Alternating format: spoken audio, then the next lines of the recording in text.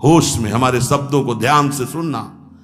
जब इतना गलत हो जाता है तो अपना चेहरा अपने को पसंद नहीं आता और अपना जीवन अपने को पसंद नहीं आता और अपने अंदर से मन कहने लगता है नष्ट कर दो इस शरीर को। फिर वो जो आगे की लीलाएं होती है, अच्छा ऐसा हुआ, फांसी लगा ली, जहर खा लिया, ये कर लिया, वो कर लिया।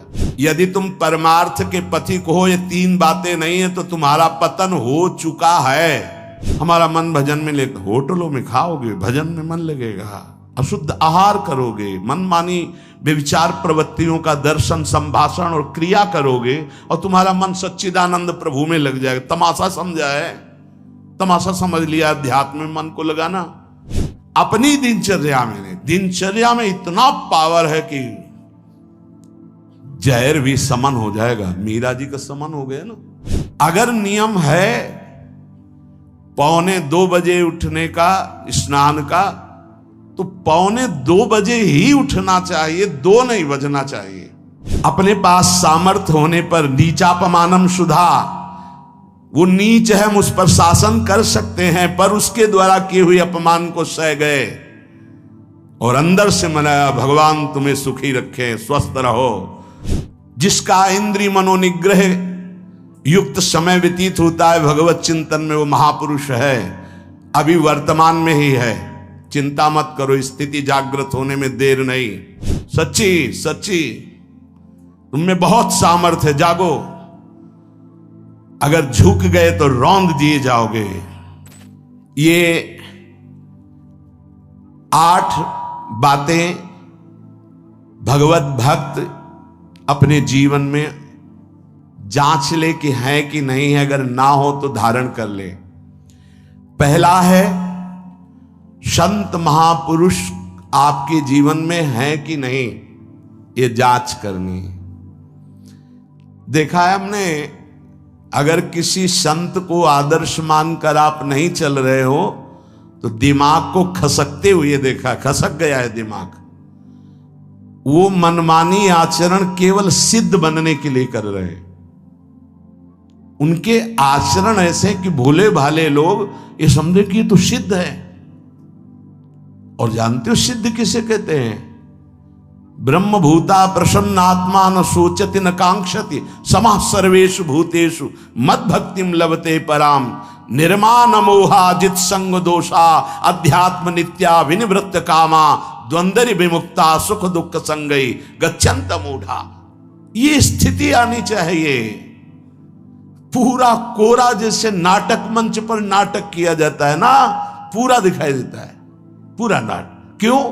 क्योंकि कोई डांटने वाला नहीं है, कोई आदर्श नहीं है महापुरुष जीवन में।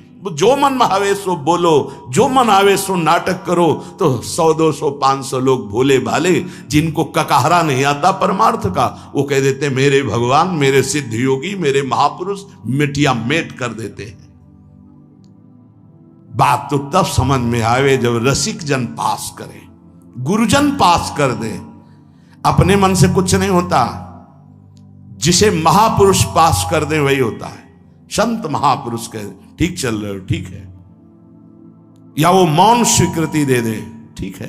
अपने मन से सिद्ध बनने पर सिद्ध थोड़ी कोई हो जाता है। जीवन में तुम्हारे संत हैं कि नहीं, बस इतनी बात देखो। अब एक भगत जी आए थे, अपने लोग तो सबका आदर ही करते हैं। उनका दिव्य रूप से हनुमान जी हमारे सामने प्रकट हुए थे। सच्ची बात कह रहे हैं, जिस समय दिव्य रूप हनुमान जी ने धारण किया तो हनुमान जी महाराज के ही भाई पवन पुत्र भीम कंपायमान थे। भीम जैसे हनुमान जी वैसे भीम, बड़े बड़े पर्वतों को अपनी टक्कर से चूर करने के सामर्थ्य रखने वाले। अभी पैदा ही हुए थे भीम और गोद में लिए हुए माता कुंती चल रही थी। अचानक सिंह निकला, दहाड़ हुई तो गिर गए भीम। तो जो जिस चट्टान पे गिरे चकना चूर हो गई चट्टान, और उस आवाज से भयभीत होकर भाग पड़ा सिंह। अभी गोद में बच्चा थे।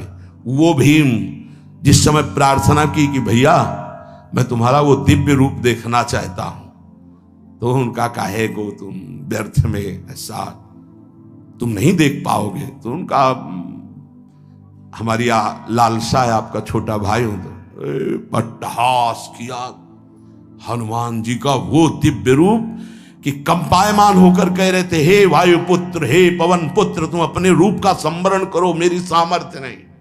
और वो व्यक्ति ऐसे कह रहा, मैं दिव्य हनुमान। हम कह रहे पाखंड मत करो, ठीक से चलो तो ये सब भगवत स्वरूप अनुभव में आ जाएंगे। ठीक से चलो, बड़ा विचित्र स्वरूप है। जब तक जीवन में कोई संत नहीं तो हम ये देख रहे हैं कि वो जीवन या तो पाखंड में सकिल जाएगा और या तो व्यर्थ के चिंतन में फंसा हुआ अपने को मान लेगा कि मैं सिद्ध हूं। आपका शब्द, आपकी दृष्टि, आपकी चेष्टा, तस्मात् शास्त्रम प्रमाणम ते, तब सिद्ध माना जाता है। बहुत सिद्धों के दर्शन हुए, गंगा किनारे सिद्धों का हमने कभी नहीं देखा ऐसा प्रमादी। सिद्ध प्रमादी नहीं होता। 95 वर्ष की आयु पूज्य स्वामी श्री ओंकारानंद सरस्वती जी महाराज 4 बजे एक अपने निज जन से कहते, वो स्वेटर पहना दीजिए।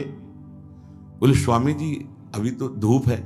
नहीं, अंदर अभी जाएंगे, चिंतन में विक्षेप होगा, हमारे पास समय नहीं, डाल दो शरीर में। अब इसका एक साधारण शब्द हुआ, इसका प्रभाव इतना पड़ा, इतनी अवस्था में इतने चिंतन परायण की स्वेटर पहनना है, ये स्मृति बाधा ना पहुंचा पावे, डाल दो शरीर में। कितना सूक्ष्म। बड़े बड़े महापुरुषों को देखा है, अपने ब्रज के प्रेमी जनों को और ब्रह्मबोध संपन्न दोनों महापुरुषों को, किंचन मात्र कहीं भी कोई भी शास्त्र विपरीत शब्द नहीं, 1 सेकंड की चेष्टा नहीं पाई शास्त्र विरुद्ध। और यहां शास्त्र में है ही नहीं, हो वैसे सिद्ध हो रहे हैं। क्यों? क्योंकि जीवन में किसी आदर्श महापुरुष का अंकुश नहीं। अगर किसी संत का भय तुम्हारे जीवन में नहीं है तो ये माया रौन देगी, पक्का समझ लीजिए। कोई महापुरुष तुम्हारे ऊपर अंकुश लगाने वाला हो तो इसीलिए जो देहाभिमानी जी होते भाग पड़ते हैं, क्योंकि उनकी सिद्धावस्था में वो बाधा पहुंचाएंगे।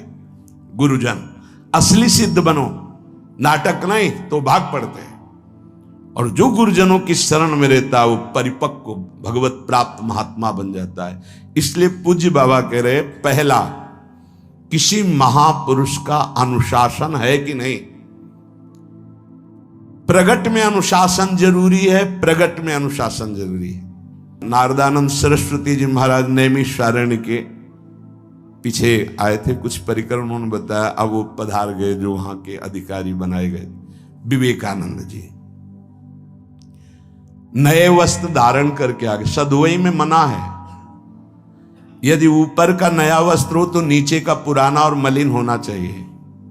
अगर नीचे का तो फिर ऊपर का पुराना मलिन, मैच नया, क्रीच एकदम, ये सब साधुता के कुछ नियम होते हैं, साधुता की एक मर्यादा होती है।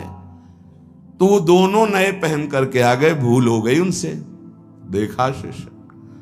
और नैष्ठिक ब्रह्मचर्य में सफेद कपड़े पहनाए जाते, तो और वो खिले हुए ऐसे बांधे, ऐसे सब। उनकी दृष्टि गई, लाख लाख जहां बैठकर सत्संग सुनते हैं स्वामी श्री नारदानंद सरस्वती जी, बड़े ही महापुरुष थे, अपार भीड़। और सत्संग के बाद 1 घंटा सबको एकांत चिंतन करो, क्या वहां ब्रह्म ज्ञान का सत्संग होता था। प्रातःकालीन बेला पे जैसे अपने यहाँ सत्संग होता है, वहां थोड़ा विलंब होता था, 5:30 बजे। जो निज जनों का वो योग वासिष्ठ से कैसे तुम्हें बताएं, जो उस सभा में बस यही लगता है कितनी जल्दी देह राख छूटे और अपने स्वरूप में महापुरुषों का वचन का प्रकाश होता है। एक सत्संग होता था सामूहिक सब लोगों को, एक होता था पर्सनल, जो दिव्य साधक हैं केवल वही बैठ सकते हैं, अन्य नहीं। ऐसे पूज्य बाबा के यहाँ भी एक होता था पर्सनल ज्ञान का और एक होता था सामूहिक प्रवचन। तो उस समय सामूहिक सत्संग चल रहा था, काफी सब समाज लाखों की थी। देखा दूर से, एक शिष्य से कहा गौशाला में जाओ, गोबर को गीला कर दो। उनसे कहा विवेकानंद गोबर की छवियां भर करके यहां खड़े हो सत्संग के पास। वहां नच हो नहीं सकता। और गीला गोबर तो जो 2 घंटा सत्संग हुआ पूरा टप टप ऐसे कपड़ों में, पूरी हालत बिगड़ गई। क्या था ये? संत शासन। अब दोबारा वो गलती नहीं होगी, समझाने की जरूरत नहीं, अब समझ गए कि हमसे गलती क्या हुई।